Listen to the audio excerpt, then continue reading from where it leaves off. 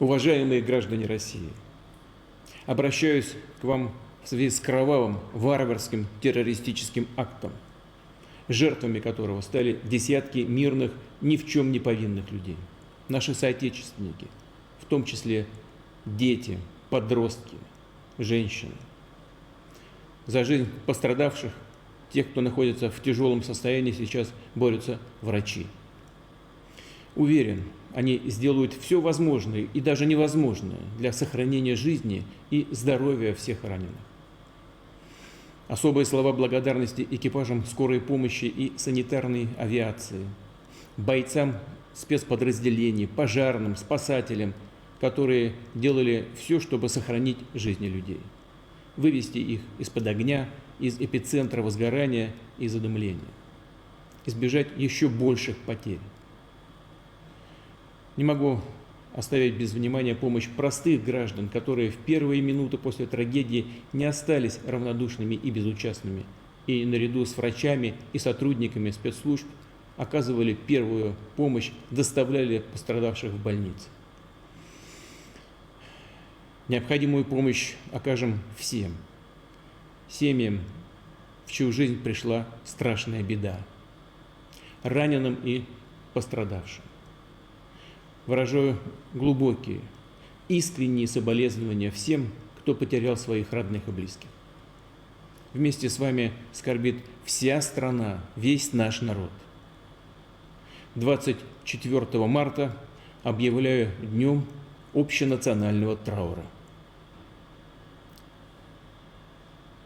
В Москве и Подмосковье во всех регионах страны введены дополнительные меры антитеррористического и противодиверсионного характера. Главное сейчас не дать тем, кто стоит за этой кровавой бойней, совершить новые преступления. Что касается расследования этого преступления и результатов оперативно-розыскных действий, то в настоящее время можно сказать следующее.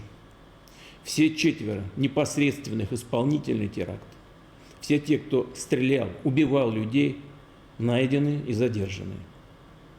Они пытались скрыться и двигались в сторону Украины, где, по предварительным данным, для них с украинской стороны было подготовлено окно для перехода государственной границы. Всего задержано 11 человек. Федеральная служба безопасности России, другие правоохранительные органы работают над выявлением, вскрытием всей пособнической базы террористов, тех, кто обеспечил их транспортом, намечал пути отхода от места преступления, готовил схроны, тайники с оружием и боеприпасами.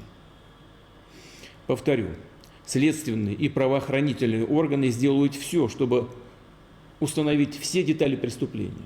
Но уже очевидно, что мы столкнулись не просто с тщательно, цинично спланированным терактом, а с подготовленным и организованным массовым убийством мирных, беззащитных людей. Преступники хладнокровно и целенаправленно шли именно убивать, расстреливать в упор наших граждан, наших детей. Как когда-то нацисты, творившие расправы на оккупированных территориях, они задумали устроить показательную казнь, кровавую акцию устрашения.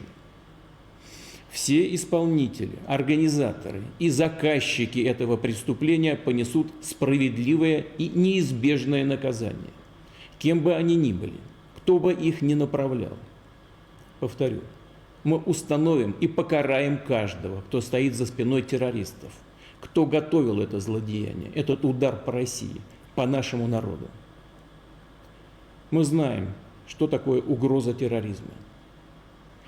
Рассчитываем здесь на взаимодействие со всеми государствами, которые искренне разделяют нашу боль и готовы на деле реально объединять усилия в борьбе с общим врагом, международным терроризмом, со всеми его проявлениями. Террористов, убийц, нелюдей, у которых нет и не может быть национальности, ждет одна незавидная участь – возмездие и забвение. Будущего у них нет. Наш общий долг сейчас, наших боевых товарищей на фронте, всех граждан страны, быть вместе в одном строю. Верю, так и будет, потому что никто и ничто не может поколебать нашу сплоченность и волю. нашу решимость и мужество, силу единого народа России.